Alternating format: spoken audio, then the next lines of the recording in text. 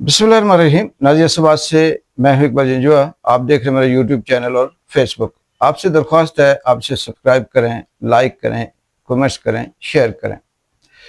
नाज़रीन, आज़ाद कश्मीर और पाकिस्तान की जो सूरत हाल है वो तो 70 सालों से सेम एक जैसी है, लेकिन अगर कुछ सालों से कहा जाए या इन दिनों में कहा जाए तो बिल्कुल वही कुछ आज़ाद कश्मीर के अंदर भी हो रहा है जो पाकिस्तान में हो रहा है। मीन के वहाँ की जो अशराफिया है, जो माफिया है, जो हुक्मरान है, जो रियासत अपने आम आदमी के साथ करती है, वही सब कुछ आज़ाद कश्मीर की हुकूमत भी अपने स्क्रिप्ट के साथ साथ अवाम को यही धमकियाँ, यही तड़ियाँ और वही बोली बोलती है।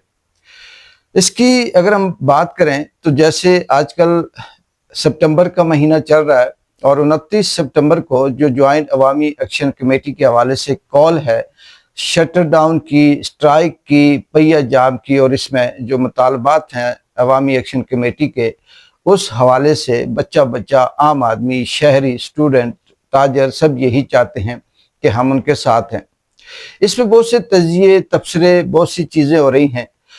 ये सब आप समझ जान चुके हैं, जानते हैं कि अवामी एक्शन कमेटी क्या है, उनके मुतालबात क्या हैं, माजी में उन्होंने क्या किया और किस तरह से उन्होंने कामयाबी हासिल की। वो सब चीज़ें आपको आपके पास मौजूद हैं, उसे रिपीट नहीं करना चाहता, लेकिन मैं इस पे बात ज़रूर करूँगा कि आजकल फिर एक नैरेटिव बनाया जाता है। कुछ लोगों को ये ज़िम्मेदारियाँ दी गई हैं आज़ाद कश्मीर के अंदर कि आपने इस तरह से नैरेटिव बनाना, जैसे कि इस अवामी एक्शन कमेटी की जो चार्टर ऑफ डिमांड है, इसमें जो 38 मुतालबात हैं उसमें से महाजरीन की वो जो 12 सीटें हैं पाकिस्तान के अंदर, उन्हें ख़त्म करने के हवाले से भी वो शिक है। और फिर जो मराहतें, ये जो रियासत के अंदर अरबों खरबों रुपए के हिसाब से जो अयाशियाँ करते हैं, करोड़ों में घूमते हैं, इसके मुतालबात भी इसे कम किया जाए। और फिर कश्मीर बैंक के हवाले से भी है और बाकी भी चीज़ें हैं। लेकिन ज़्यादातर जो आम आदमी है वो इस पे बात करने की कोशिश करता है, ये अवाम तक नैरेटिव बिल्ड करता है कि माजीन की सीटें हो गई या मराहतें हो गई, ये आईनी मामला है, इसको ख़त्म नहीं करना चाहिए। कल भी एक जगह पे बहस हो रही थी और एक दोस्त का मैं व्लॉग भी सुन रहा था जो ये कह रहे थे कि महाजिन की सीटें जो है ख़त्म करना असल में महाजिन के साथ ज़्यादती है। उनका कहना यह था कि महाजिन अपना घर बार, ज़मीन, बच्चे और अपनी सारी ज़िंदगी, मुस्तकबिल के ख्वाब छोड़कर पाकिस्तान आए और पाकिस्तान में आकर उन्हें हमने महाजिन की सीटों के नाम से उन्हें मराहतें दी और फिर उनकी अगर सीटें ख़त्म कर दी जाए तो ये उनके साथ ज़्यादती है। इसमें मैं तमाम उन लोगों से या उस दोस्त से, उस भाई से भी कहूँगा कि पहली बात यह है कि महाजरीन अगर वहाँ से मकबूजा कश्मीर से अपनी ज़मीनें, अपने तमाम घर बार, सब कुछ अयाशी, सुकून सब छोड़कर आए हैं पाकिस्तान के अंदर, तो वेलकम, बिल्कुल जी, हम एहतराम भी करते हैं और करते रहे हैं और पहले भी करते रहे और आइंदा भी। पहली बात यह है कि रियासत जो है उनको एक लिमिटेड टाइम के बाद, जैसे 5 साल 10 साल के बाद, उन्हें मुकम्मल तौर पर शहरियत क्यों नहीं देती और उन्हें महाजर क्यों कहती है। महाजिन का लफ्ज़ लिख कर क्यों उनको ये हमदर्दी थोड़ी है कि आप उन्हें महाजर कहें और साथ जी कहें जी कि आपके नाम से हम वो करें। दूसरी बात ये है कि आज पाकिस्तान के अंदर ये जो 12 सीटें हैं, क्योंकि हम भी ज़रा हमारे बहुत से रिश्तेदार महाजरीन में भी आते हैं, सिंध से लेकर अगर हम KPK तक बात करें तो हर जगह पे कहीं ना कहीं हमारे ऐसे रिश्तेदार हैं जिनका ताल्लुक महाजरीन से है। कोई एक 12 सीटों में कोई एक MNA, एक MPA या एक ऐसा शख्स बता दे आज़ाद कश्मीर का जिसने महाजरीन की सीटों से इलेक्शन जीत कर सीट जीती हो और वो असम्बली में बैठा हो आज़ाद कश्मीर के, और उसने जाकर सिंध में, बलूचिस्तान में, हल्का 6 में, पंजाब के अंदर, सियालकोट के अंदर, KPK के अंदर महाजरीन के नाम से तामीर और तरक्की की हो। ये मेरा चैलेंज है सबको, क्योंकि हम रहते हैं वहां पे।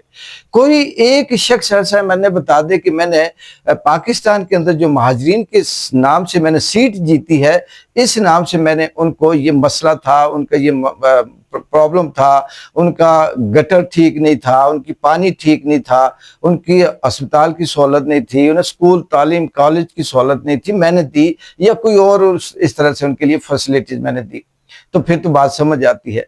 एक भी MNA ऐसा नहीं है जो माजरीन की सीटों से जीते और वो फंड ले लाखों करोड़ों का और उस आज तक नहीं होता, वो खाते हैं। फिर जब आज़ाद कश्मीर की हुकूमत को गिराना हो, जब उसे डिस्टेबलाइज करना हो, जब किसी को धमकी देनी हो, जब किसी को हटाना हो, तो फौरन ये कहा, उनको अलग करके धमकी दी जाती है, ब्लैकमेल किया जाता है कि आप माजरीन की सीटों से आप फौरन एक फॉरवर्ड ब्लॉक बनाएं और इसको उलट पुलट कर दें। तो क्या इसीलिए माजरीन की सीटें हैं?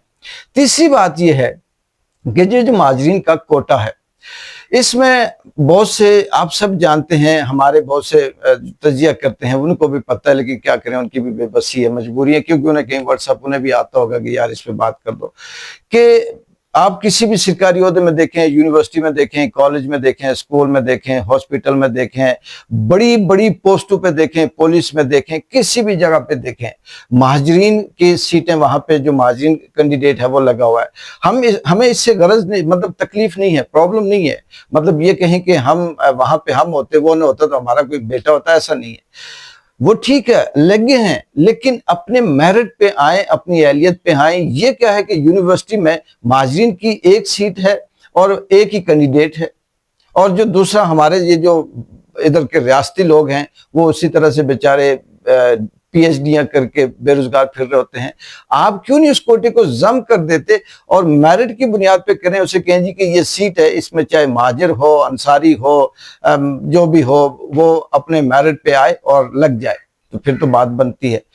और तीसरी बात यह है कि हुकूमत, क्या रियासत किस तरह से बात करें कि ये माजरीन के नाम पे जो फंड मिलता है वो कहाँ क्या माजरीन को दिया जाता है। पूरे आज़ाद कश्मीर का विजिट कर लें, पाकिस्तान का विजिट कर लें, माजरीन को ऐसी ऐसी जगहों पे जमीनें दी गई हैं जो कोई कस है, कोई माल है, कोई पड़ है, कोई खड्डा है, कोई कहीं ऐसी जगह है जहां पर कुछ भी नहीं, शायद जिंदगी और मौत का खतरा ही खतरा है। किसी भी टाइम वो फ्लड की नजर हो सकते हैं, स्लाइड की नजर हो सकते हैं, बहुत से ऐसे। तो इस तरह से जब हुकूमत की अपनी बात आए तो वो माजरीन का कार्ड खेले और ये कहे जी कि ये बहुत आईनी मसला है और हम इन पे बात नहीं कर सकते, और दूसरी तरफ जब दूसरी कोई बात करे तो उसे फतवे लगा दें। मेरे जितने भी दोस्त हैं इस बात पे तबसरा करने वाले, खुदा रहा ऐसा ना करें। कम से कम ये देखें कि माजरीन के साथ हो क्या रहा है, फिर ये देखें माजरीन के नाम पे क्या हो रहा है, और फिर ये देखें कि माजरीन माजरीन कह कर आप किस तरह से, क्या इस रियासत के अंदर वो कह रहे हैं कि जी हम उनके साथ ज्यादती करेंगे। दूसरी बात जो रही मराहतों की, और इसमें मैं मुख्तसर करूंगा कि ये जो कहते हैं ये भी आईनी मसला है जी, ये जो बड़े बड़े सियासतदान हैं, एमएनए एमपीए हैं, हुक्मरान हैं, रियासत के करता धरता हैं, इनकी मराहतें भी कम की जाएंगी तो आईनी तरमीम होगी, और आईनी तरमीम के लिए पता नहीं ये सब आप जानते हैं ये प्रोसेस होगा, और ये प्रोसेस अवामी एक्शन कमेटी का इख्तियार नहीं है, और ऐसा वैसा नहीं है। ये सारा कुछ पाकिस्तान में भी चल रहा है, जहाँ इमरान खान के ऊपर 200 केस बन सकते हैं, या बेगुनाह 40,000 बंदा बंद हो सकता है, यहाँ पता नहीं क्या से क्या हो सकता है। तो ये कोई बड़ी बात नहीं है। लेकिन सवाल ये है, तमाम मैंने आजकल अपने अपने हल्कों में जाकर कहते हैं, कोई कहता है मेरा 1 लाख तनख्वाह है, कोई कहता है मेरी 2 लाख तनख्वाह है, कोई कहता है हमें फंड नहीं मिलता, हम ये नहीं मिलता।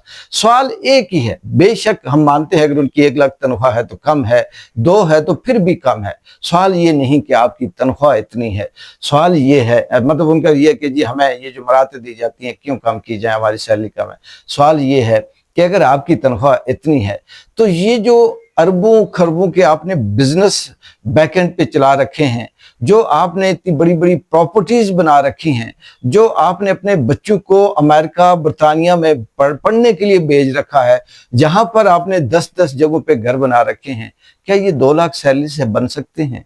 3 लाख सैलरी से बन सकते हैं? कैसे, मतलब ये फिर कहां से आए? आप भी ये जो रियासत के नुमाइंदे हैं, आप भी हम पे जुल्म ना करें कि आप हमें 25,000 दें, मजदूर को 30,000 दें, मजदूर को 50,000 दें, और खुद ये कहें कि जी हमें 2 लाख मिल रही है, हमारा गुजारा नहीं होता। फिर ये जो करोड़ों के फंड, ये जो तरक्याती फंड आपके मिलते हैं, ये जो बेशुमार नाम से फंड मिलते हैं, कई किसी को मिलते हैं किसी को नहीं मिलते, लेकिन ये कहाँ जाते हैं? क्या आप सब के सब लगाते हैं? ऐसा ना करें। ये सारी चीजें सिर्फ और सिर्फ अवाम का मुंह बंद करने के लिए है। पाकिस्तान का स्क्रिप्ट है कि किसी को शोर ना आ जाए, यही स्क्रिप्ट है कि कोई बोले ना, यही है कि कोई अवाम को शोर ना दे दे। लेकिन मैं आपको एक बात बताऊं, जितने भी मेरे वो दोस्त हैं जो मेरी बात से इख्तलाफ करते हैं, ये शऊर आ चुका है, समझ आ चुकी है, और जो रहते हैं वक्त के साथ साथ उन्हें भी आ रही है। और एक दफ़ा जब ये चीज़ें निकल जाएं तो फिर ये दबाने से दबती नहीं है, ये बयान करने से होती नहीं है। क्योंकि एक तरफ अगर आप ये डिफेंड करेंगे कि माजीन की तरफ के साथ ज्यादती है, तो हम फिर रियासत से कहते हैं ज्यादती तो आप कर रहे हो भाई, आप उनको शहरियत दे दो, उनको आम शहरी की तरह हुकूक दो, वो भी आम जैसे इलेक्शन लड़ते हैं ऐसे लड़ें, जैसे पढ़ते हैं पढ़ें जैसे वो। ये कौन सी बात है कि आप उन्हें वापस भी नहीं जाने देते, आप उन्हें ब्लॉक करके रख देते हैं, आप उन्हें ब्लैकमेल भी करते हैं। जितने माजीन आज़ाद कश्मीर के अंदर एक भी वापस नहीं जा सकता। वो जाना चाहते हैं, अगर आप इतने वो है तो उन्हें कहें कि ठीक है आप आज़ाद हैं, आप वापस जाना चाहते हैं जाएं, यहाँ रहना चाहते हैं रहें, लेकिन नहीं। और फिर ऐसे 47 से लेकर 70 सालों से भी ऐसे लोग हैं जो महाजिर के नाम से जाने जाते हैं और उनके नाम से पता नहीं क्या क्या होता है। क्यों नहीं इनको फिर हमदर्दी के तौर पर, अपने मुसलमान भाइयों के तौर पर अपना ही समझकर आम शहरियों के हकूक दे दें और फिर उसके बाद वो करें। और पाकिस्तान के अंदर फिर आज़ाद कश्मीर के जो महाजर MNA या जो नुमाइंदे मुंतखब होते हैं पाकिस्तान में, उन्होंने कितने काम किए हैं, कोई एक बता दे। इकबाल जिंजो को इजाज़त दें। अल्लाह हाफिज़।